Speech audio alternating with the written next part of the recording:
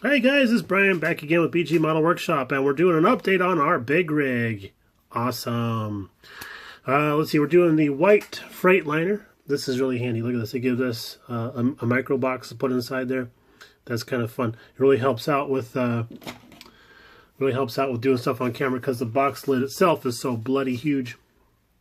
All right, so where are we at with the group build? We are doing quite well, actually. I did not expect to be this far along this soon, this being halfway through February already. Oh my God, it's Valentine's Day. Geez, I need to go to the store. Okay, I better get this over with quick. Okay, so we did the frame in, let's see. Oh God, I can't stop thinking about Valentine's Day now. We did the frame in semi-gloss black. God, I cannot think of the color of that. Semi-gloss black, and then started sticking on bits. Whoops, except for that. That's not really stuck on that well. Let's see, the battery box, that has a positive mounting point location on here, and in the right back in there. And the best thing to do is to scrape your paint off on there, and then use some of that plastic struck weld stuff on there, because that stuff does not mess around at all. Oh yeah, here we go. It's one of our rear hubs. Believe it or not, this is the exact same color as this. Can you see the tonal difference there? We used a gray primer on our fuel tank and then didn't use a primer underneath here, just painted over white plastic. Fascinating. Fascinating how you can get a tonal shade by just changing the primer on that kind of stuff.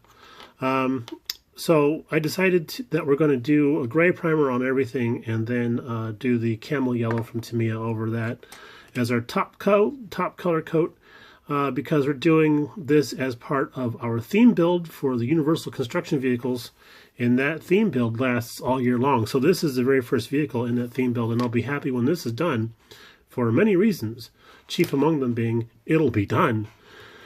All right, so our exhaust system, that's just painted up with a rattle can of what's called red primer, which actually looks a lot more like rusty brown. So I use that for my exhaust systems on trucks and cars and such. Now, one thing that's really irritating about this kit is that since there's no positive location for the engine in the frame, other than mistakenly trying to mount the engine to the top of the frame, like I would, do in most vehicles, the engine actually fits down inside the frame and then attaches to the bottom of the frame rail there. Well, because we don't know exactly where the engine is going to be mounted, it makes it a little difficult for this pipe here to match up to anything properly. So we have a gap there. I'm going to fill that. I actually, as a matter of fact, I made a collar. I don't know why this thing's... There we go. I made a little collar there, which at the time fit and now doesn't anymore. So I'm really happy about that. But we'll get this mounted in place, because I left this friggin' floating so that I could shift it around if I needed to. Man, this thing is not going to focus at all. Left this floating around so I can adjust and shift it if I need to. So we have a plan in action. And an action plan, I should say, and we're going to hit that the best we can in a little bit. But another big problem is there is this bit right here, which is the part of the oil cooling system, I believe. And then down inside the frame rail, we see that little silver bit with a black collar on there. That actually is supposed to be part of the hose pipe that goes to the cooler up here on the radiator. We can see it down there, and then let's turn it on the side. I think we can see it better that way. There we go. That's it there. I had to shorten that. I had to shorten that by a couple millimeters, and then when I put it all back together again, it wasn't in the right rotation. This piece here that's actually mounted to the engine block is rotated a little bit too much in, so it doesn't match up with that, and that's just not something that we noticed in the instructions when we were putting everything together, that's how that was supposed to go together. So that was an error on my part. I really think that these kits are meant for people who already know something about big rigs. Either they work on them, they have worked on them, or they drive them. So yeah, it's one of those deals where you got to know already. And then also with the radiator not having any specific mounting locations at all, it's kind of hard to tell where that's going to mount up also.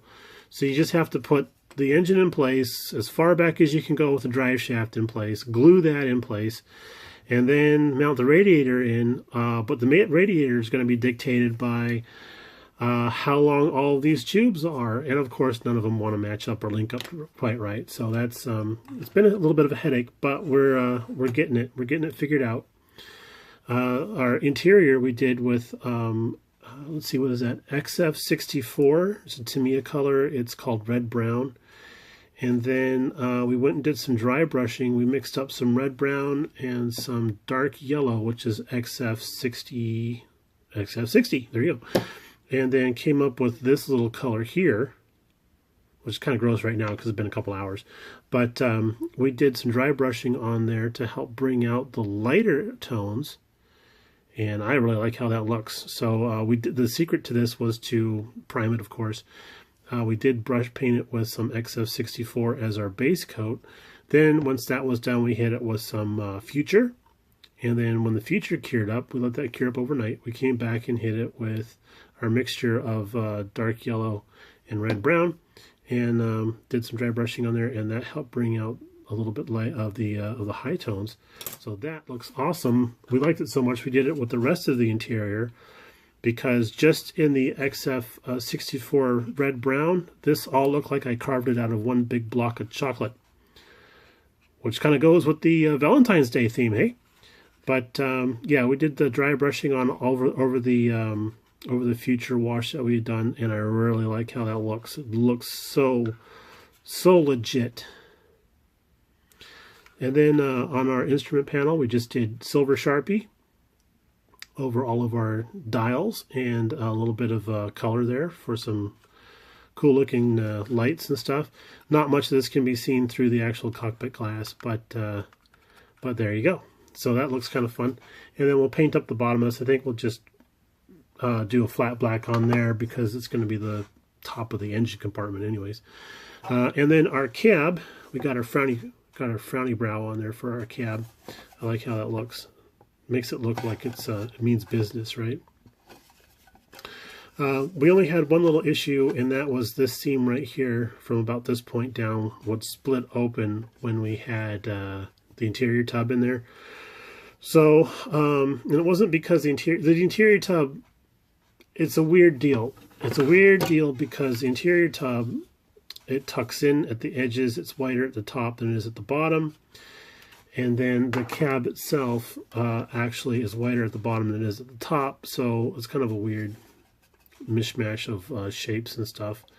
There is a little bit of a ridge right here because this part of the cab is convex and this part is concave. But we did do our best to get those to shake hands while we were gluing it up. So we're hoping that that's going to be good where it's at. We were hoping to get to priming and painting that today, but it's raining out right now, so I don't think that's going to happen. But it's cool because I got to go to the store and buy a card, because Mrs. BG has let me know without any shadow of a doubt that she has gotten me a card already. She's been telling me about that for like a week now, and I was like, yeah, I got it covered. And then today I'm like, I don't have that covered. I got to go. All right, guys and gals, have a great rest of your Thursday. Happy Valentine's Day. And if you got a sweetie there with you, tell them how much you love them, because they don't just put up with you. They put up with the hobby as well. All right, guys, take it easy. We'll talk to you later on. Bye now.